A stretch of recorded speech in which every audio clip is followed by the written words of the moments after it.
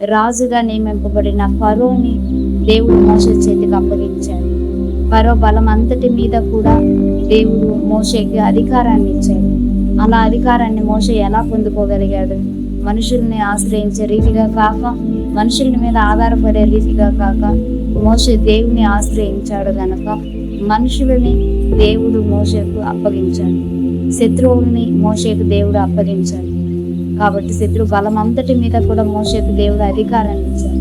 కాబట్టి ఎల్లవేళలా కూడా ఆయన పనిమట్టుగా పిలిచినప్పుడు, అయ్యా నాకు మాట సరిగా రాదయ్యా, నేను నత్తి కలిగిన నోరు కలిగిన వ్యక్తినయ్యా, నాకు మాట రాదన్నప్పుడు నేను నీ నోటి బూరగా, నేను నీ అన్నయ్య అహరోని నీకు నేను ఉంచెదను, కానీ ఆయన నీకు దాసుడై ఉంటాడని చెప్పి దేవుడు మోషేకి ధైర్యాన్ని ఇచ్చి, మోషేకు తోడై ఉంటానని చెప్పి వాగ్దానం ఇచ్చి మోషేని దేవుడు నడిపించాడు.